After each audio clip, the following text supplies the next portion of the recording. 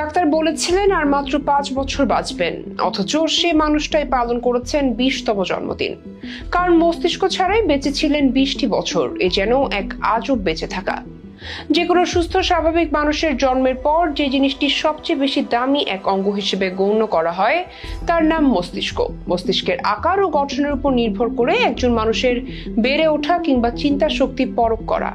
মস্তিষ্কের আকার ও গঠনের উপর নির্ভর করে একজন মানুষের বেড়ে ওঠা কিংবা চিন্তা শক্তির পরখ করা হয়। সবটাই কাজ করে মস্তিষ্ক বা ব্রেনের এসব জটিল কোষের মাধ্যমে। কিন্তু আমেরিকায় জন্ম নেওয়া এক বিরল মানুষ 20 বছর পর্যন্ত কাটিয়ে দিয়েছেন পূর্ণ মস্তিষ্ক ছাড়াই।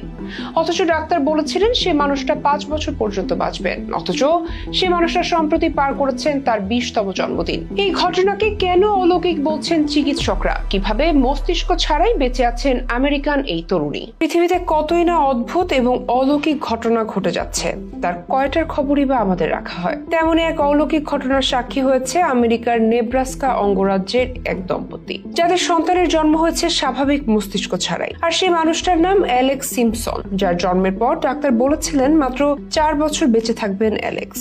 যার পর থেকে সবসময় দুশ্চিন্তায় ডুবে থাকতে হয়েছে অ্যালেক্স সিম্পসনের বাবা মাকে। তবে সবাইকে অবাক করে দিয়ে 20তম জন্মদিন পালন করে যেন ডাক্তারদের ভবিষ্যৎবাণী ভুল প্রমাণ করে দিলেন এই বিশেষ মানুষটি, যার আনন্দে সবচেয়ে বেশি খুশি হয়েছেন ডাক্তাররাই। কারণ এমন বিরল মানুষের সন্তান এর আগে পাওয়া যায়নি বলেই রীতিমতো অলৌকিক ঘটনা বলছেন ডাক্তাররা। মূলত চিকিৎসা বিজ্ঞানে এক অলৌকিক দৃষ্টান্ত স্থাপন করেছেন আমেরিকার নেব্রাস্কার এক তরুণী। মস্তিষ্ক ছাড়াই জন্ম নেওয়া অ্যালেক্স সিম্পসন সম্প্রতি পালন করেছেন তার 20তম জন্মদিন, অথচ জন্মের পর চিকিৎসকরা বলেছিলেন তিনি 5 বছরও বাঁচবেন না। অ্যালেক্স সিম্পসনের জন্মের 2 মাস পর চিকিৎসকরা জানান তিনি হাইড্রানেনসেফালি নামের বিরল এক রোগে আক্রান্ত।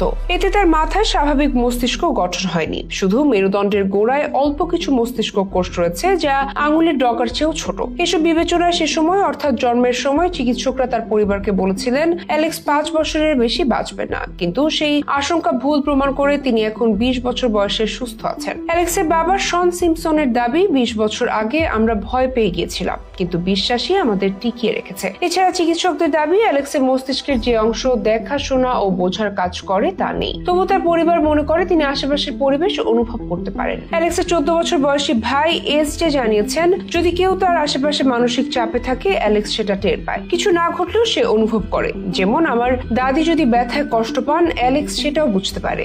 এসজে আরো বলেন তিনি গর্বিত যে অ্যালেক্স তার বোন। তার অবস্থা বোঝার জন্য তিনি নিজের সময় ও অর্থ ব্যয় করে বিষয়টি নিয়ে পড়াশোনা করেন যেন আরো ভালোভাবে তাকে সহায়তা করতে পারেন। আর এসব দিক মাথায় রেখে চিকিৎসকরা অ্যালেক্সকে জীবন্ত বিস্ময় বলে অভিহিত করতে বাধ্য হয়েছেন। তাদের মতে এই ঘটনা চিকিৎসা বিজ্ঞানের ইতিহাসে বিরল এবং মানব শরীরের অভিযোজনের ক্ষমতার অনন্য উদাহরণ। তাই বিরল প্রজাতির মস্তিষ্ক নিয়ে জন্মগ্রহণ করে যেন অলৌকিক এক ইতিহাসের জন্ম দিয়েছেন অ্যালেক্স সিম্পসন।